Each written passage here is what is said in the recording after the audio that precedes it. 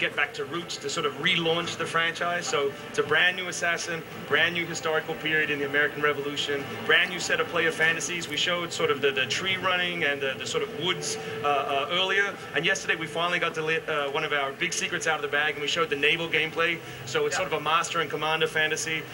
We really hope that this is kind of a big thing for people who've been with us since the start, and a chance to get on board for some new people. Let's take a look at this tree running right here. Now we're on the ground. But this was something that actually I have to say that I was a little bit worried about, because it's like, how many trees can you climb? The answer's a lot. A lot. Thousands. So talk about integrating that, and was it kind of a new system that you had to develop?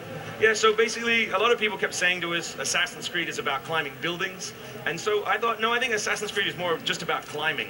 And so it was always funny to me that the one thing I could climb in real life was the one thing I couldn't climb in the game, which was a tree. So, you know, I was like, no, come on, we got to do trees.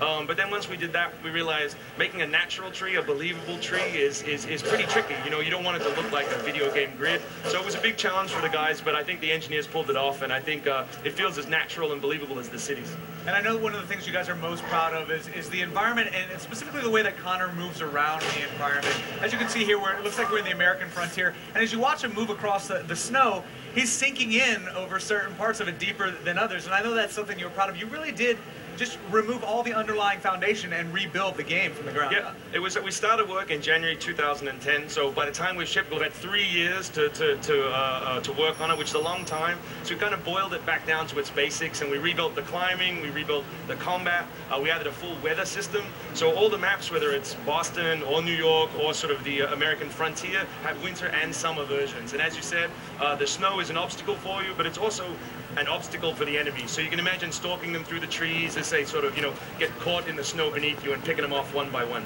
Now, I actually saw, you know, when the wolves were attacking, a beautiful dodge move. I've always been impressed with the animation in Assassin's Creed games, and the sort of the variety of animations you have. Now, you've built like a whole new system of those. Yeah, so there's literally thousands of animations. We had kind of a pre-E3 party for the team recently, and the animation director trotted out sort of numbers, which scared everybody. I think if we'd listed the numbers when we started, we just would have gone home. But it's literally 4,000 or 5,000 new animations for the Assassin to just really ground them in the environment, to make the fight new and fluid and dynamic, to deal with all these crazy animals. And there's actually a slightly new combat system. You kind Completely of changed new. it. Okay. Yeah, so we went back. We knew combat was always beautiful in Assassins, but it was never as tight as we wanted it. So we went back and said, okay, we want the play to be more aggressive. We want it to be dual wielding, so 2 weapons at once all the time. We want to, you know, support all kinds of crazy counter moves, but against multiple enemies. So as much as possible, we've rebuilt it.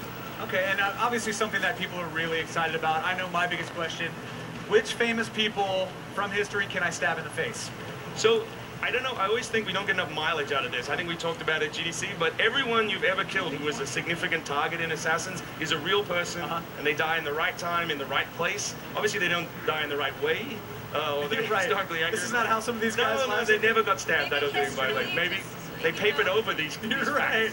But I don't want to give away actual names just because that's kind of the fun of figuring it out. But I will say that we've invested way more in the enemies than ever before. So you will really know them by the time you stab them in the face this time around. I'm going to feel really bad about that. Ben Franklin, I'm assuming. Just saying, man. I'm making things up. All right, stay right there because we still need to talk about the game's multiplayer. That's right. After the break, part 2 of our Assassin's Creed 3 hands-on demo. This time we are focusing on stabbing dudes online. We'll be right back. Don't go anywhere, Alex. Don't go anywhere. Don't go anywhere.